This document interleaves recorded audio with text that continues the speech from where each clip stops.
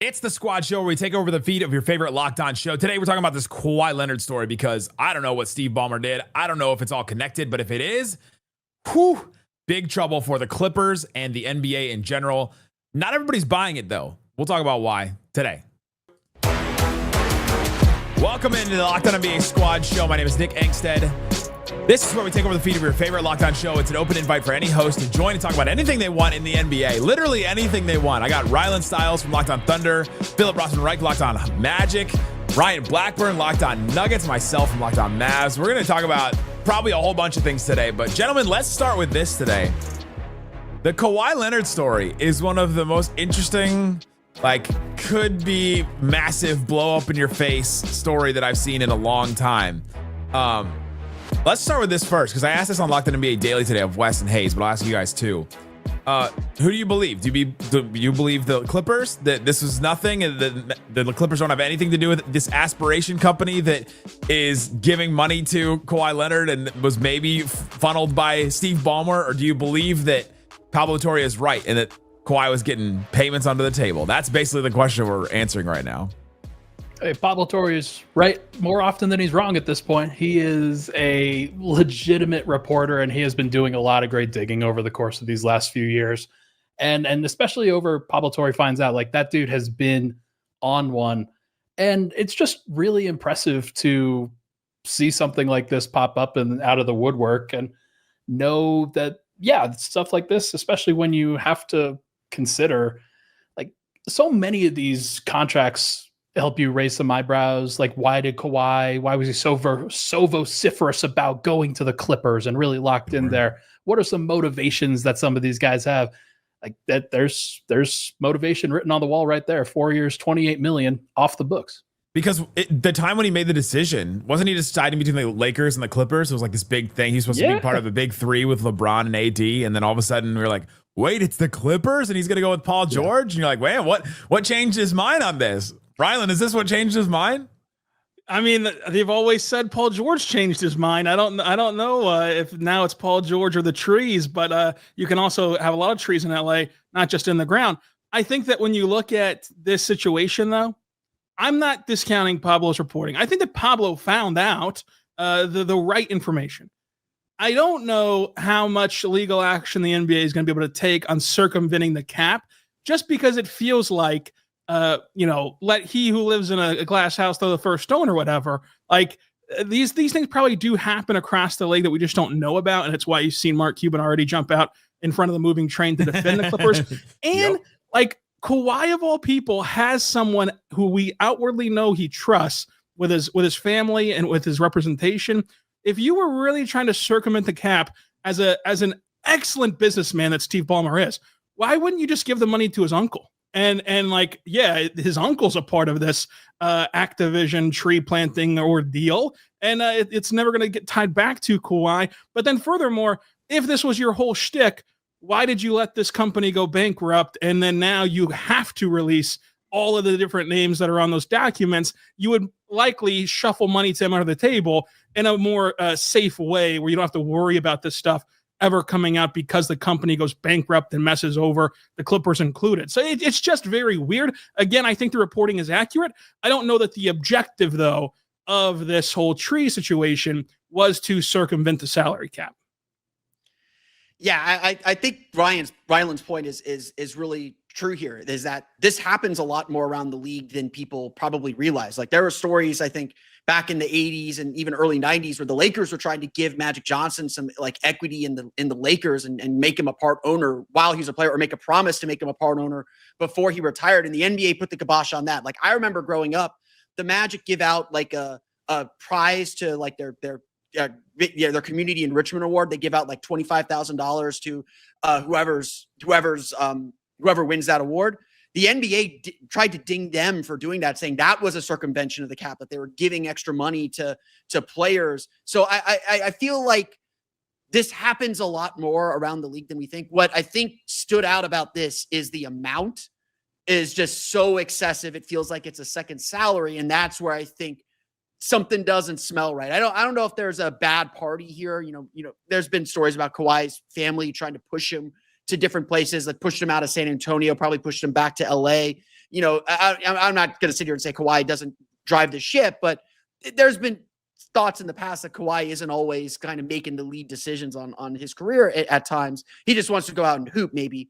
But it does feel like there's something fishy here, or something that isn't normal in this ecosystem of guys getting a little bit extra money for their charities or for whatever.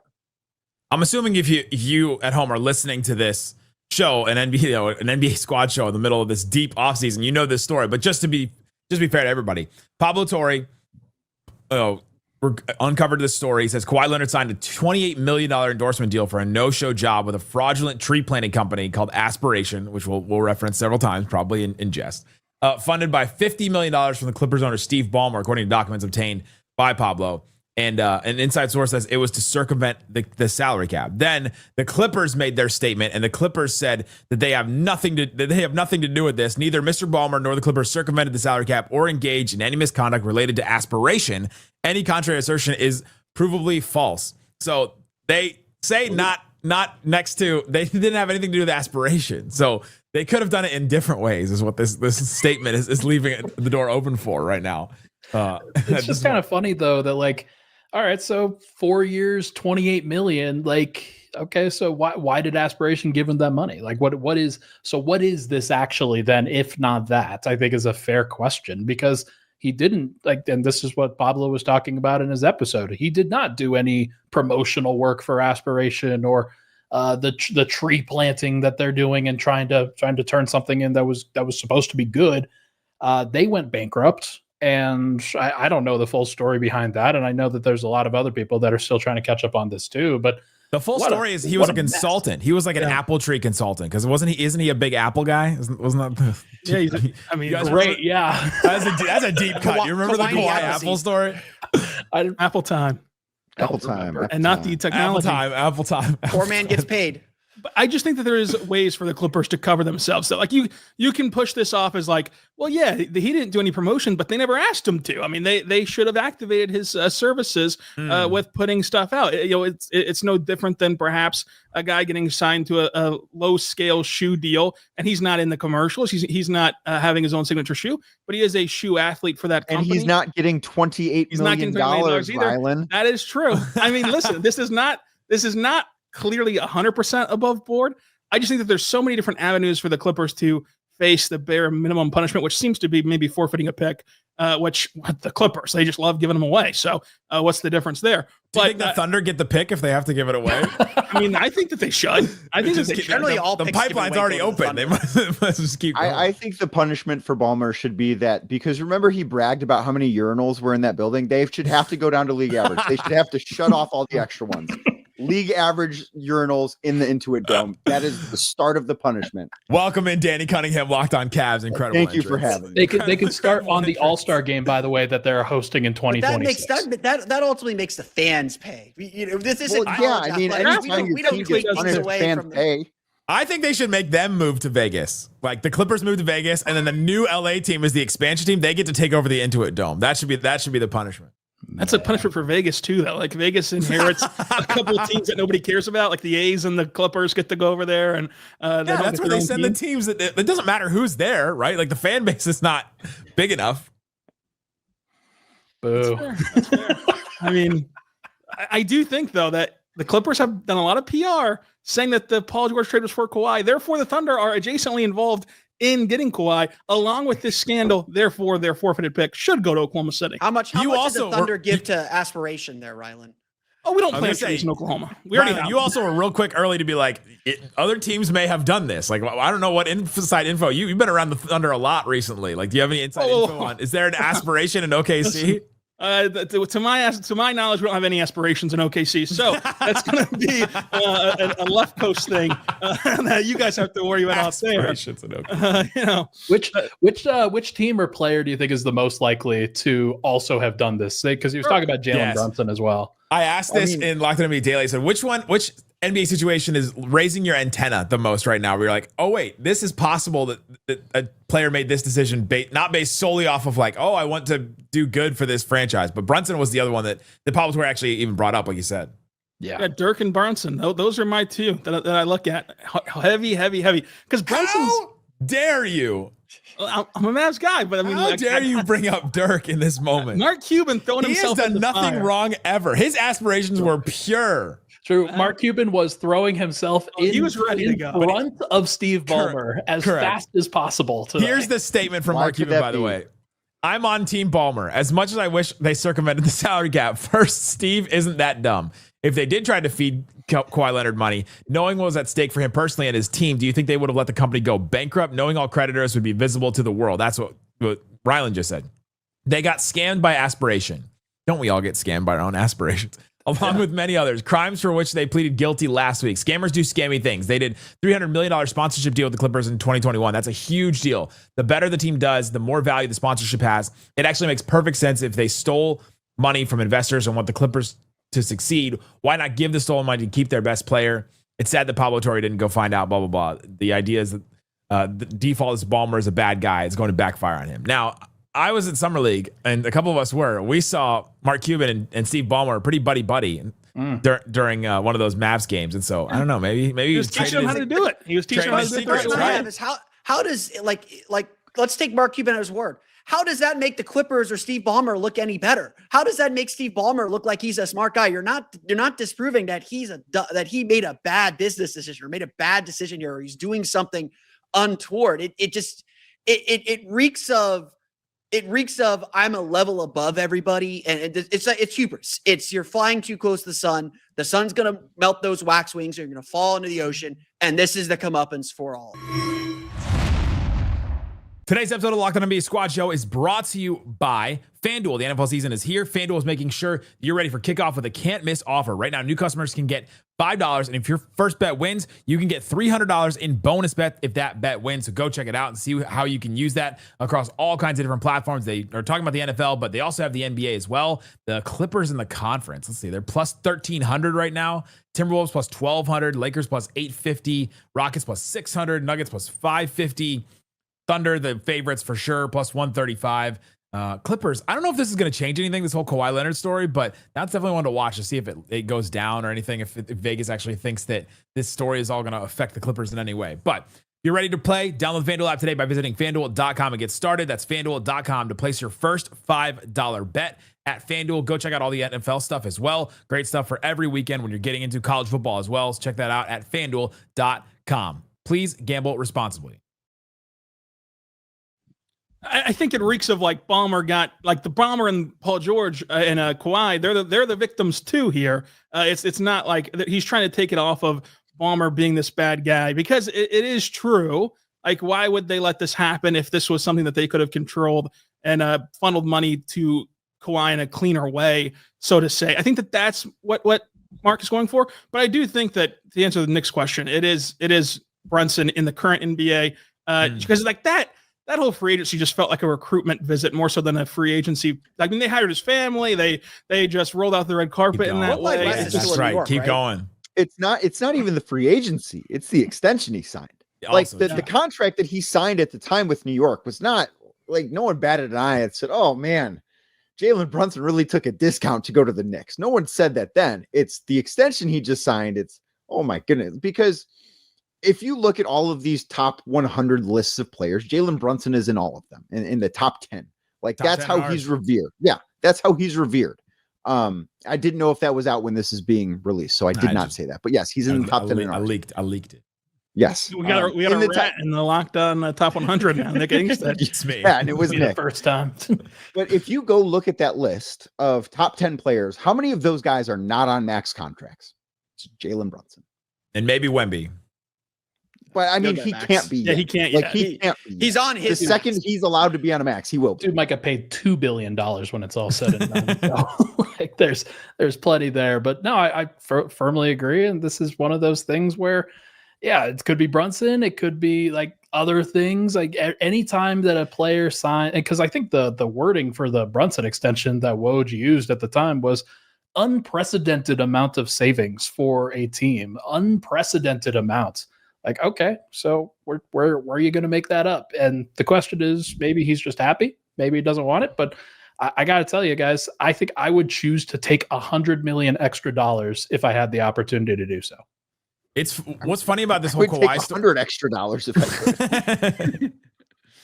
Danny's also going to host Locked On NBA Midnights. We're going to give him an extra show. Let's keep those checks coming. Locked On NBA After Dark. And what's funny about this whole Kawhi story, though, as somebody posted this on Twitter, is that Kawhi hasn't even lived up to his actual contract, let alone like the bonus contract that maybe this fake tree company has been giving him. It's tough. I mean, got to stay on the court. Got to play. Kawhi has the best plan in life. Do enough to get a big contract, but don't do more than you have to. These get degrees. He got his ring. He's happy. So one of my favorite parts of the podcast that Pablo put out that just really exposed all of this, that's why we're here, was the person who had their voice modulated and talking about it that worked for Aspire. Yeah. And you could just sense you don't know who this person is, what they look like, or even what they sound like. But even through the voice modulation, you could tell this person is so jealous Kawhi Leonard got $28 million for doing nothing. I mean, aren't you? Yeah, incredibly jealous. Good gig if you can get it. Great. I'm gonna tell you, I'm open right now to any fake company that wants to funnel me a couple million. Let's go, Locke. I'm open. Let's go, David Locke. Let's create some fake LLCs over here. Honestly, no. I will do ad reads on Locked On Cavs. I will do the work. Sales is going to be booming in Oklahoma once we get some for aspiration. Yeah. By the way, so far, give me $1 million. Here's our thing. We help the Clippers by doing ad reads for aspiration to prove that it's a real company. We'll do as many fake ad reads as you want on Locked On NBA. Ballmer, too bad that guy's in jail now. Just bring us in. By the way, quick Clippers. Kawhi has 17 playoff wins and 28 million aspiration dollars in his bank account. So he is now that is a quite a return on investment over the course of these past 7 years. Really, I think really 8 of those 17 are against the Mavericks. Yeah, probably. It feels like Aspire hasn't gotten quite the ROI they intended on anything recently. Or they did. They're just putting roots in the ground, guys. They're really just waiting to sprout. Hey, leave them alone. Well, they did. I'd give it to the Clippers. They stayed out of the spotlight and went to the streetlights for quite some time on this story. Okay, well, here's the other thing that just got brought up. Was it Phil that just brought this up beforehand? Did the NBA leak the new All-Star format to try and push this to the side? Yeah, 100%. PR 101. I have so many questions about the new All-Star format. So yes, they absolutely did. The new All-Star format is likely to feature a round-robin tournament consisting three 8-player squads of 2 Team USA, 1 World. NBA and Players Union presented format. I can't even read it all the way straight. It doesn't just really go make back sense. East versus West. Just Shams, guys, play hard. The NBA and Shams pushed this out so quickly it doesn't even grammatically make any sense. No. NBA and Players Union presented format to the competition committee on Wednesday, and response was positive. The 2 Team USA squads and 1 World squad will each play each other in 12-minute per quarter Ryder Cup style games. Governors, team executives, and players discussed the format positively within the competition committee. Do we care about this at all? Anybody? Well, that was my big question. Was the quarter thing? So 12 minutes per quarter? Are they playing 48 total minutes in 3 separate games? What's going on here? That's what it sounds like. Yeah, because a quarter is a fourth. Do we need to remind Shams in the NBA that a quarter is a fourth? So the fourth of the game is 12 minutes. It sounds like each team's going to play the other one once, and the top 2 teams, one of them is going to get eliminated. For how long is the question? For 12-minute quarter. 1 12-minute quarter, so they can keep the quarter break the same. Because the complaint last year was the timeouts were weird. So now they just play a quarter, and it's a normal timeout, and that part I get. Who could have thought the timeouts were weird? I mean, didn't everyone love the Mr. honor Beast TNT got? Yeah. And Mr. Beast and Damian Lillard not being able to make I'm still over who didn't love that stuff? The people are going to be even more confused because this game's happening in the afternoon because they got the Olympics at night after NBA coverage is done. Jeez, that's why it's Ryder Cup style. They just wanted to lean fully into the golf, and the only people watching are going to be dads falling asleep on the couch. Yeah, at least it gets done early. Game night on Sunday. Correct. Danny and Swipa on game night. At least I'll be game evening. I'll be done early that day. This still feels like the NBA is trying to rescue a dead horse. The All-Star game's done. Like, there's no need for it. The only need for it is the NBA does its business and sells the playoff sponsorships during the All-Star weekend. The NBA just needs to get to the point where All-Star weekend is NBA Cup final. Give us a real game. Like, still name an All-Star team. Give the honor. Like, that matters for history and all that stuff. Give us the NBA Cup final and All-Star weekend. Let's make that a bigger event. Let's make it a big deal. You get the big national TV thing. I know Amazon Prime paid a lot for it. 2 months later, who cares? It's the NBA Cup. Or you could just start the NBA Cup qualifications, in December instead of November. Yeah, but the whole point is to get the November and December games more interest before it's Christmas. And another thing that probably hasn't really worked. Yeah. Like we were talking about trying to fix two things because neither of them actually work. The All-Star game does not work anymore. The NBA Cup in its very brief history has not worked. Yeah, and we've seen the NBA All-Star format change time and time again, and it's just like, it doesn't matter. All the formats on paper sound fun until the game happens, and the guys don't care, and they don't play even remotely like they do in pickup in August. So it's like, until the players do their part, it doesn't matter what the format is. It was fun one time with the Elam ending. Yeah. But the one time that they cared about the Elam ending, it's not close. Yeah. And that was honoring, And that was because they were honoring Kobe Bryant that night. That's why it was fun, because they cared, because they wanted to play in the spirit of Kobe Bryant. That's why it was fun, not because it was the Elam ending or anything else. It was fun because of the very unfortunate circumstance that led to them wanting to honor Kobe Bryant. They should just do away with the entire game and do the one-on-one tournament that everybody was clamoring so much for. They won't do that either, though, because guys don't want to get embarrassed. Yeah, 100%. Guys don't want to do that. Guys don't want to lose. Yeah, it's insane. They're like, okay, one person can win the dunk contest, guys. One person can win the 3-point contest. This shouldn't be this difficult to be able to compete with any sort of semblance of grace and actual competitiveness. But and yet that's what happens year in, year out. At the end of the day, these guys want the break. The break is more important than being at the All-Star game. They don't need the marketing help anymore. In the heyday of the All-Star game was really important for marketing. It told the whole world who the important players are. Yep. They don't need to do that. Luka's in a Nike ad right now. Powell's in that Nike ad Dallas. Right now. All these guys have their own deals. They have their own charities that they don't show up for and do work for, apparently, and get paid for.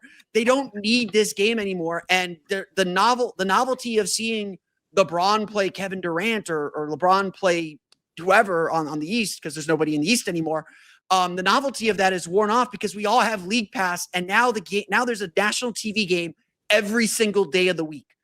We don't need to see these guys in special events. We can see them every single night if we really wanted to. That was different in the aughts and the 90s. Now they're everywhere. Everybody's everywhere. It's not just Jordan. It's not just the Knicks. It's not just the Lakers. Everyone is everywhere. And so the All-Star game is just archaic and unnecessary, except for the league trying to sell some business and have a little get-together and convention. Rant over. Anybody still like the All-Star game? No, I mean, I aspire to like it. I would love to like it again. This last year's All-Star game was one of the worst made-for-television events I've ever watched. Yeah, and I say that as somebody 4 who years running now. No, but like this one. Yeah, I know. No, this for one sure. was worse. This one was worse than anything they had done before. They gave TNT a send-off when they're not going 5 anywhere. months before they were done. And they're still not done. Those guys are still not done. Like, it's just like, what are we doing? I mean, we're Go crying. back to East versus West. And if it doesn't work, just tell the 12 best guys in each conference that they're an all-star, and it'll go on their basketball reference page, because that's really the only all-star thing anyone cares about now, is that they can say, I am an all-star. They don't want to go to insert city name here in February, even if it's the nice city. Yeah.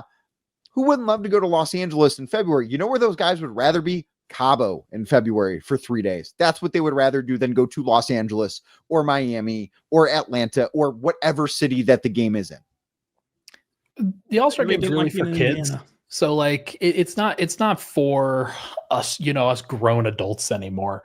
And that's unfortunate that it kind of has just transitioned into that. But I wonder if there's something that they could do, like just kind of tying it in with some NBA Cares events, or like they already do those things. But those guys are so busy that entire time that by the time the actual events and games come around, they don't have any energy left for it. They're just dead. They just want to jog up and down the court. So I wonder if they either A, reduce the number of things that they have to do, or B, make those things the primary focus rather than the actual game itself. I wonder if it might be a more valuable experience for everybody, as opposed to like, hey, let's jam pack as many things as possible into this stuff. Can we go back to the Ballmer Kawhi story? That was the reason why the NBA brought the All-Star story into it, is to push this to the side. So can I push it back? Can I push it back to the middle? Yeah. Was this what Shams was talking about? This is the craziest offseason ever because the Clippers are going to have to sell the team again. Hey, there it is. There it is. We found it. This has not been the craziest offseason in the last. The Celtics and the Lakers both got solved this offseason. Yeah. That's true. Just we're going to force out his second Clippers owner. Something to think about. If you're what would David Stern have done today? I was gonna say, yeah. If you're Adam Silver, if you were David Stern, what would you have done to the Clippers? David Stern would have done the Joe Smith to them. He would have stripped whatever draft picks he can strip from them. Yeah, like eventually. I don't think he would have done it today. Cap, yeah, he would have done it eventually after the investigation ends. Yeah, David Stern would, first off, David Stern would know about it before it hit the press, and would have had Steve Ballmer in his office and give him a talking to. And I think Ryland's right that they're not going to be able to prove anything. I think they're going to do this investigation. The NBA, didn't the NBA spokesman announce that they're performing an investigation? Okay, cool, great. I don't know what your investigation is going to lead to, but it's not going to lead to, you know what, guys? We screwed this one up. Like, we've got this whole system, and it's all held up by money from outside sources all over the place, and blah blah blah. And hey, we'll fix it ourselves. I don't think they're going to. I think the investigation from the league is a CYA situation. It's going to turn up nothing, and that they're going to try and sweep it under the rug. CYA, count your apples.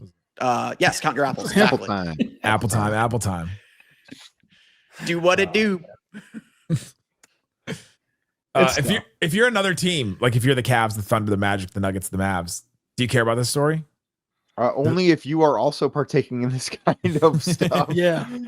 I mean, that's the only. I can't think the Cavs right somehow now, got Donovan Mitchell to stay in Cleveland and not go to New York. They gave him as much money as they possibly could, including under the table. And then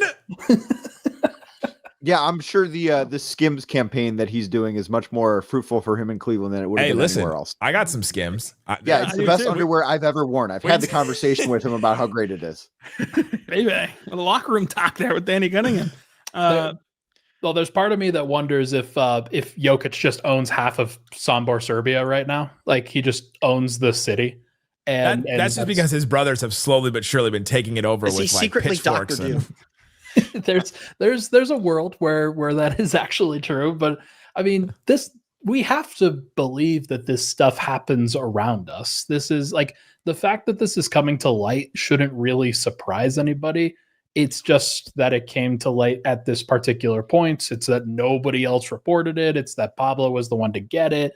And holy cow, the vociferous denial from the Clippers and from everybody else involved was very interesting. But no, it'll be fascinating to see if it actually breaks that, and like if there's something else that they find. I don't think that they will, though. I think part of what sticks about the story is that it's Kawhi Leonard being paid to do nothing, and the perception is that he is paid to do nothing on his real job for the Clippers. And so I think like that both makes the story funny and like ironic, but also less impactful, because it's not like the Clippers have won a championship. It's not like the Clippers did all these moves and it's worked out great for them. Like, yeah, they're competitive when they've historically been a non-competitive franchise, but it's not like this has dramatically changed the league in any way, or changed the results in the league, or compromised like, oh, the Clippers were able to do X, Y, and Z. And obviously, like, there's still knock-on effects, but the Clippers were able to do X, Y, and Z because of this. And now they have 2 titles. They're like, there's no asterisk to anything. It's the Clippers. They're just still fumbling all over themselves, even if their talent level is a little bit better. But is this going to be, if they do just get like a little slap on the wrist, or just get nothing, does this open up Pandora's box for the rest of the NBA? because we're in this era of the second apron and like it's supposed to squeeze out talent from rosters. But if you look around and say, well, the Clippers, whether they meant to or not, they did this. Like that is in some ways circumventing the salary cap. Why don't we just do it too and then act like we didn't know if it ever pops up, just like the Clippers did, and we'll retain our roster even whenever there's mechanisms to make it so it can't happen. We're just going to pay you under the table. I mean, I think that's why the Jalen Brunson stuff feels more like it feels smokier. There's more fire making the smoke with the Jalen Brunson stuff because we know his dad was an assistant coach with the team before he got there. We know that there's like all these things that just line up. And again, we don't know if this is true or not, but like it feels like there's all these things that line up that are just, it doesn't smell right. And then he takes a contract, a guy who was a second round pick, a guy who really had to earn everything that he got and should, maximize every bit of profit that he can get because it was never guaranteed for him to take that deal and set the Knicks up for their best team probably certainly since Patrick Ewing, but perhaps since they won their 2 titles in the 70s in this environment where you save as many pennies as you can. That smells a little fishier. And you're right. Like the precedent is dangerous here because you've got a lot of situations around the league where there's teams balking at giving their big players new contracts. Like, Nick knows what happened in Dallas. Atlanta's going through it with Trae Young right now. With the Mavericks? Yeah. What happened with the Mavericks? No, did something happen? Just kidding. Well, there's this one time Luka Doncic now. I'll have to get into that again. It wasn't trees. It wasn't trees. It only took us 30 minutes and 45 seconds. Hey, if I'm part of it, it's going to get brought up. but this is like the debate that every front office is having. It's not just, the Luka thing. It's every front office is afraid to give their guys max contracts on their second or third contract because it's so hamstringing. And so there is now an incentive to do this stuff under the table. The Kawhi Leonard stuff happened before you actually needed to do all this stuff. Now there's definitely a reason if you can get away with it to do it because you're going to ask your stars to take less money than they're worth. And whether the star is willing to do that or not is going to depend whether you can keep your title window open or whether you have to trade your superstar player. Yeah, I mean, that's going to be the biggest thing to me is just like if the penalty is forfeiting 1 pick or less in this mechanism of the CBA, you already have to freeze a pick if you go over a certain threshold with the second aprons and the repeater tax and stuff like that. Okay, let's give away 2 picks instead and keep everybody and try to win a championship with a great team. If we get caught, we give away another pick. Who cares? Interesting. There's going to be more on this on Locked On Clippers. You can go listen to that. Go listen to all these great shows, Locked On Thunder, Locked On Cavs, Locked On Magic, Locked On Nuggets, Locked On Mavs. Great stuff all the time on those shows. Link in the description to find all those. Guys, thanks for hanging out with us on Locked On NBA Squad Show.